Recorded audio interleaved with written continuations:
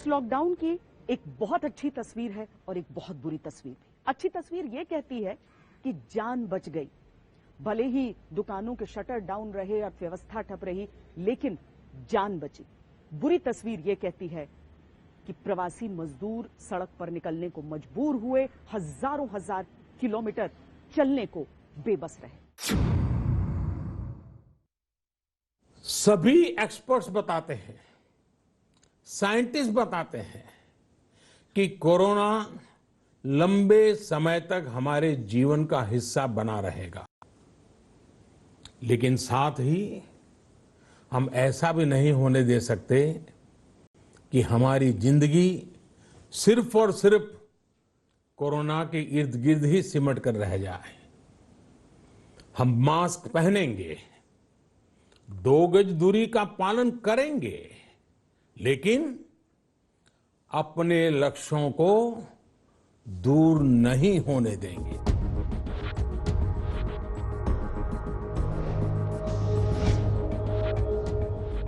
Corona के निशाने पर जान थी तो प्रधानमंत्री मोदी ने दांव पर जहान लगा दिया। सख्त लॉकडाउन पूरे देश में लागू किया, जिसका असर आंकड़ों में दिखता है। जो मृत्यु दर 15 अप्रैल को 3.3% थी, वो 26 मई तक घटकर 2.87% पर आ गई। अगर पूरी दुनिया के हिसाब से इसे समझा जाए तो भारत में लॉकडाउन की अहमियत और अधिक समझ में आती है। प्रति 1 लाख संक्रमण पर दुनिया में औसत मृत्यु दर 4.5% रही। वहीं भारत में ये सिर्फ 0.3% है। फ्रांस में ये दर 42.3%, इटली में 54.3%, यूके में 55.3%, स्पेन में 61.5% और बेल्जियम में 81.5% मृत्यु दर उसी समय काल में रही।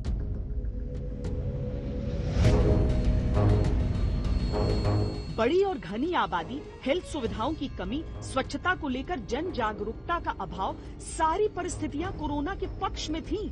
लेकिन अगर तब भी भारत दुनिया के मुकाबले बेहतर स्थिति में खड़ा दिखता है, तो इसके पीछे लॉकडाउन का कड़ा अनुशासन एक बड़ी वजह है। अपने घरों में रहें। 17 जनवरी तक भारत में सिर्फ एक टेस्टिंग लैब पुणे में थी। चौथे चरण में 26 मई तक भारत में 609 लैब्स तैयार हो गई। लॉकडाउन 1 के समय लोगों के ठीक होने की दर 7.1% थी, जबकि चौथे चरण में यह दर 41.61% हो चुकी है। ये आंकड़े देश के मन में एक विश्वास पैदा करते हैं कि कोरोना से लड़ाई में देश धीरे धीरे ही सही पर जीत रहा है। संक्रमण के बढ़ते केस जरूर चिंता में डालते हैं, लेकिन दुनिया के मुकाबले ये आंकड़ा भी भारत के पक्ष में ही जाता है।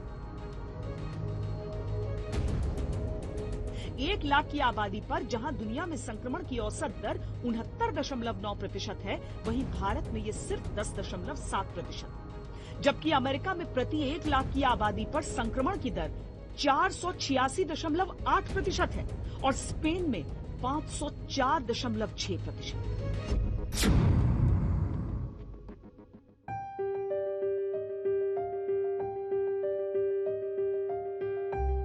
लॉकडाउन में रोजगार गया तो करोड़ों श्रमिक गांव को लौटने लगे।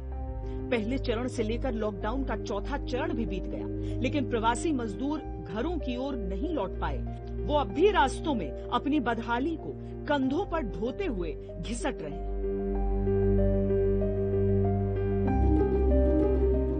व्यवस्था नहीं है। वहाँ से भी लोग भगा रहे हैं, कोठी में रहते ना बगल वाले साहब लोग, तो बोलते हैं यहाँ क्यों रह रहे हो। अब जब बच्चा लोग थोड़ा बहुत रोता है, शोर मचाता है, तो कहते हैं यहाँ क्यों रहते हो। तो वो लोग काम वैसे बंद, ठेकेदार हमारा आता नहीं है, सब मजदूरी करते हैं। तो पूछता बाद में, पहले पुलिस वाला डंडा मार देता है।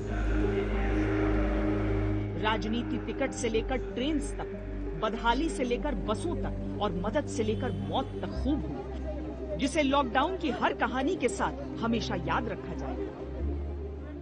आपको भाजपा के झंडे लगाने हैं, इन पे अपने भाजपा के स्टिकर लगाने हैं, तो बेशक लगाइए, बेशक लगाइए। आपको अगर कहना है कि आपने उपलब्ध कराई है, तब भी कराइए, लेकिन इन बसों को चलने देंगे। जहां पर एक एक कामगार की सुरक्षा, उनकी सकुशल और सम्मानजनक वापसी आवश्यक थी, वहां पर आपने देखा होगा 294 बसेज ऐसी थी जिनके पास न फिटनेस थी या फिर उनके पास इंश्योरेंस नहीं थे या दोनों चीजें नहीं थी। चलो आगे, हाँ सिंगल लाइन करो। सरकारों का बेहतर प्रबंधन मानव त्रासदी के संकट में करोड़ों कामगारों को थोड़ी अधिक राहत दे सकता था, लेकिन करोड़ों लोग सिर्फ बहस का मुद्दा बने।